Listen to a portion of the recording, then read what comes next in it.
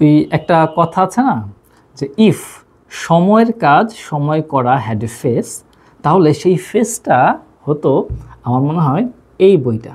হ্যাঁ, টপিকটা দেখেন, ইসলামিক শাসনের সৌন্দর্য। মানে বর্তমানে আমরা যদি বাংলাদেশের বর্তমান প্রেক্ষাপট চিন্তা করি, এই প্রেক্ষাপটে এই সময়ে এরকম একটা কাজ খুব দরকার ছিল। মানে ঠিক রাইট সময়ে, মানে সময়ের কাজ সময় করেছে, রাইট সময়ে ঠিক একটা বই পাবলিশ হয়ে গেছে।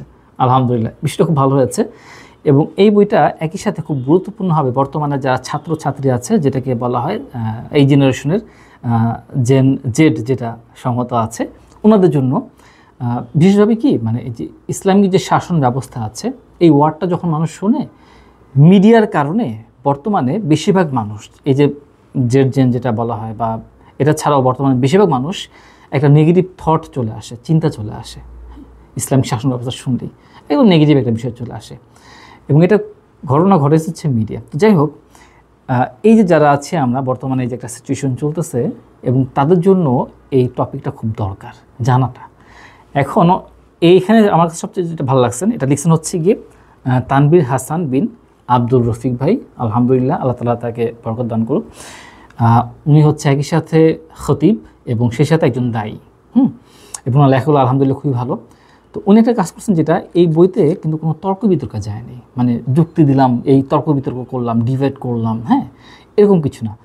অনেকটা নাসিহার মতো খুব সিম্পলিভাবে, একদম সাধারণ কথায়, সহজ কথায়, তিনি সহজ ভাষায় অল্প কিছু পৃষ্ঠার ভিতরে তিনি আলোচনা করছেন ইসলামী শাসনের সৌন্দর্য যে বিষয়গুলো আছে, এটা সুন্দর করে তিনি তুলে ধরার চেষ্টা করছেন। এবং এটাই হচ্ছে সবচেয়ে গুরুত্বপূর্ণ বিষয়, যে আপনি কাউকে বইটা দিবেন, ভাবতেছেন এখানে এই তর্ক আছে, ওই বিতর্ক আছে, হ্যাঁ, সে কীভাবে নিবে না, এরকম কোনো বিষয় না। আপনি যে কোনো কাউকে গিফট করতে পারেন। আপনার হয়তো মনে হচ্ছে যে অমুক ব্যক্তি ইসলামী শাসন নিয়ে তার হয়তো একটু মানে মনে নেগেটিভ ধারণা আছে, বা বর্তমান যারা ছাত্রছাত্রীরা আছে বর্তমান জেনারেশনের, বা অন্য কোনো একটু মিডলিটি মানুষ, যে কোনো কাউকে দিতে পারেন। এবং দিলে আরও ভালো হবে। ছোটোখাটো একটা বই, দেখেন, সময় লাগবে না, এক বসাতে 32 পৃষ্ঠার একটা বই এক বসাতে পড়ে শেষ করা যাবে। আমাকে হাতে আসছে 2 ঘন্টা আগে, আমি জাস্ট বসলাম, পড়লাম, শেষ করে ফেললাম, এরকম।